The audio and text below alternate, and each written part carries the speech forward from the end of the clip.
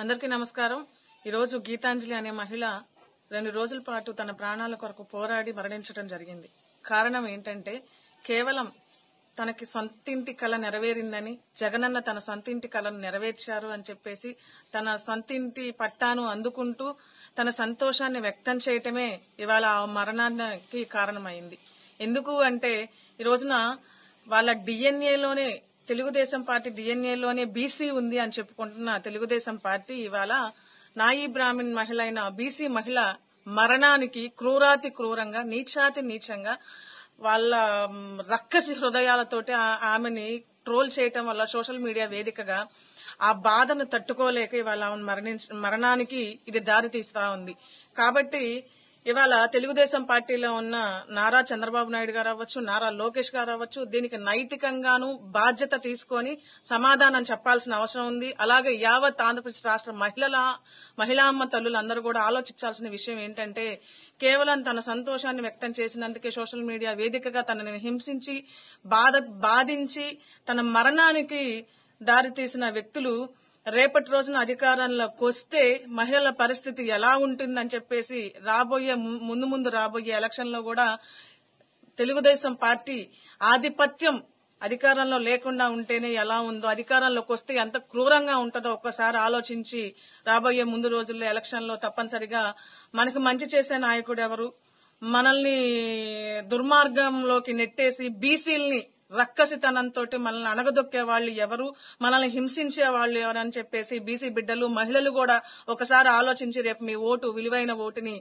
మంచి వ్యక్తులకి మంచి నాయకుడికి అందించాలని, అందులో మనకు మేలు చేసే వ్యక్తిగా జగన్మోహన్ రెడ్డి గారు ఉన్నారు కాబట్టి జగన్మోహన్ రెడ్డి గారు ఈ రోజున బీసీలకు అత్యధిక స్థానాలు ఇస్తూ బీసీ మహిళలను కూడా అత్యధిక స్థానాల్లో నిలబడుతున్న వ్యక్తి. ఆ మహిళలు ఆత్మగౌరవంతో ఇవాళ సంఘంలో నిలబడుతున్నారు, సమాజంలో నడుస్తున్నారంటే దానికి ఒకే ఒక కారణం జగన్మోహన్ రెడ్డి గారు. కాబట్టి ఒక్కసారి ఆలోచించమని చెప్పేసి, అలాగే గీతాంజలి ఆత్మకు కూడా శాంతి చేకూరాలని చెప్పేసి ఎవరైతే ఈమె మరణానికి కారణమై ఉన్నారో వాళ్ళందరి పట్ల కూడా ప్రభుత్వం కఠినమైన చర్యలు తీసుకొని వాళ్ళని శిక్షించాలని చెప్పేసి కూడా కోరుకుంటూ గీతాంజలి ఆత్మకు శాంతి చేకూరాలని కోరుకుంటున్నాను.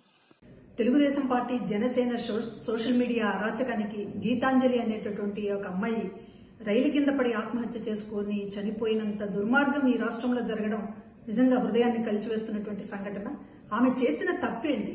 జగన్మోహన్ రెడ్డి గారు తన పేరు మీద ఇంటి పట్టా ఇచ్చారని ఆ సభలో పట్టా తీసుకున్న ఆనందంతో మీడియాతో మాట్లాడుతూ నాకు చాలా సంతోషంగా ఉంది, జగనన్న గారు నన్ను ఆశీర్వదించి ఇచ్చారు, జగనన్న గారు నాకు ఇల్లు ఇచ్చారు అని తన ఉత్సాహాన్ని తన సంతోషాన్ని వ్యక్తం చేసినందుకు ఆమె పైన ఇష్టానుసారంగా ట్రోల్ చేస్తూ Janasena Telugu Desam party social media వాళ్ళు ఇష్టానుసారంగా ఆమె పైన ట్రోల్ చేసి ఒక అవమానకరమైనటువంటి పరిస్థితిని కల్పించడం వల్ల ఆ బిడ్డ తట్టుకోలేక రైలు కింద పడి ఆత్మహత్య చేసుకుంది. 2 చిన్న పిల్లలు ఉన్నటువంటి తల్లి గీతాంజలి, భర్త పిల్లలు ఉన్నటువంటిది, అమ్మఒడి పథకం కూడా అందుకుంటోంది.